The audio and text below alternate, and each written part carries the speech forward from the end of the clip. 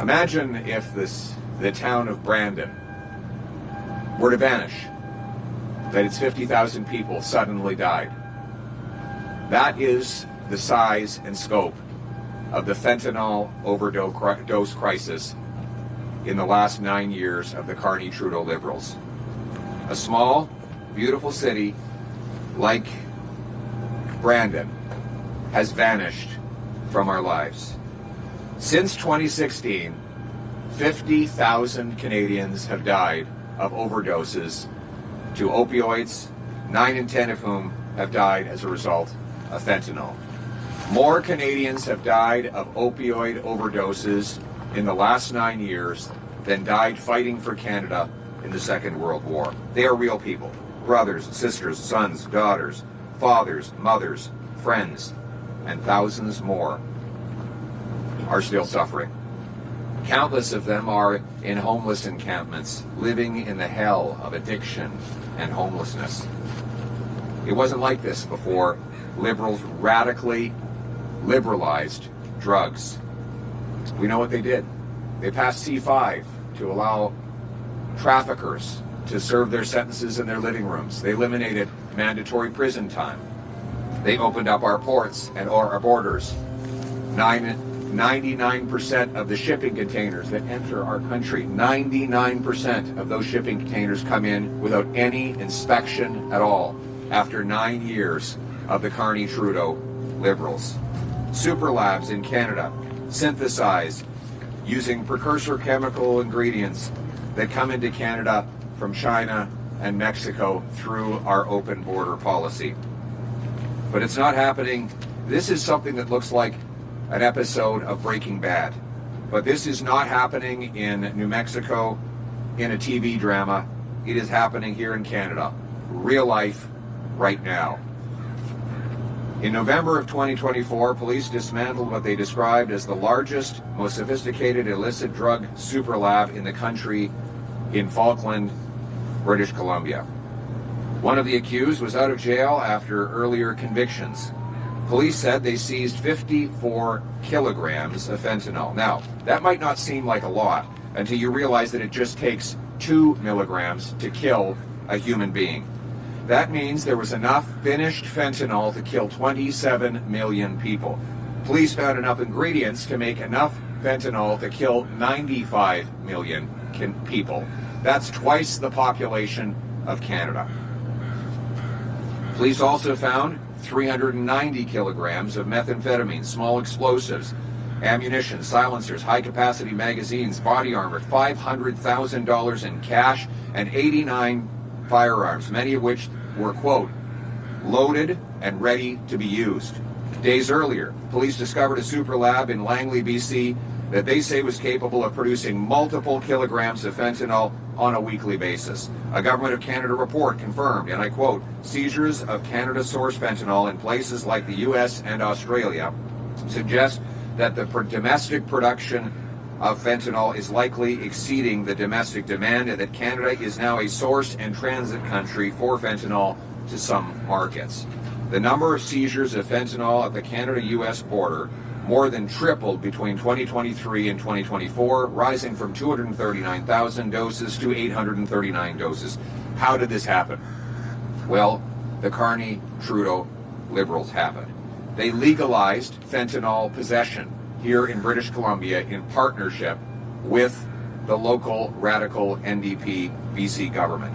They passed C5, which eliminated mandatory jail time and brought in house arrest, allowing fentanyl dealers to do their time in their living room while watching Netflix or playing Grand Theft Auto.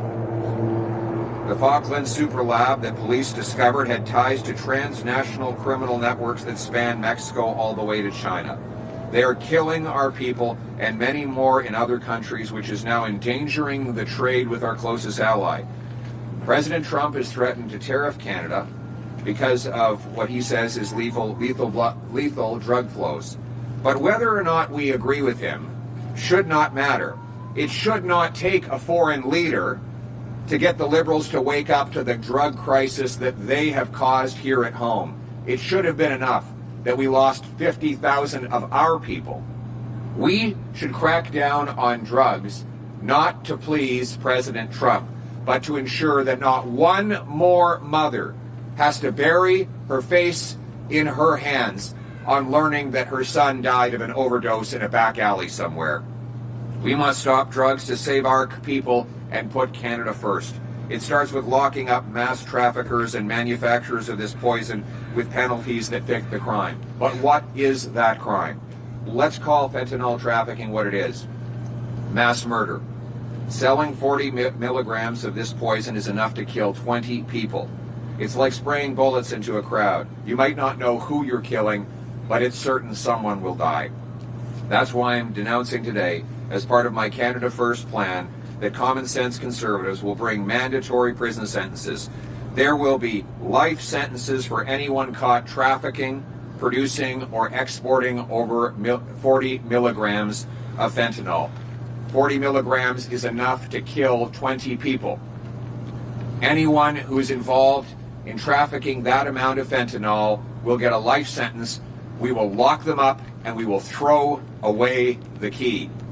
And 15 years for traffickers caught with between 20 milligrams and 40 milligrams will be the new mandatory sentence. The people we will lock away are not non-violent addicts. They are the victims. We will come to the rescue of victims and addicts. We will provide life-saving treatment.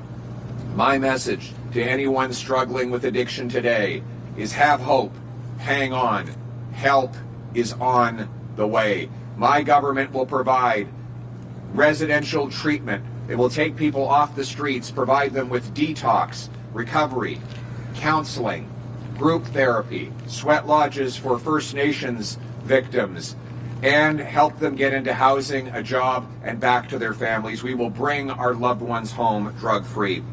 Nor are we talking about the small-time dealer on a street corner, though he too will be punished. Rather, my law will go after the fentanyl kingpins who kill thousands of people each year. We will treat them like the mass murderers they are. We will bring home the country we knew and loved. After 9 years of the Carney-Trudeau Liberals, everything is broken. Housing costs have doubled. Food bank use has doubled. Gun crime has doubled. The national debt has doubled.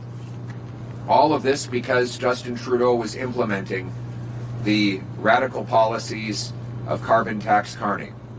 These policies have destroyed our working class, and now he threatens an even bigger carbon tax after a brief election pause, a tax that will drive hundreds of billions of dollars out of our country and continue the rising cost of living that the Carney Liberals have imposed over the last 9 years.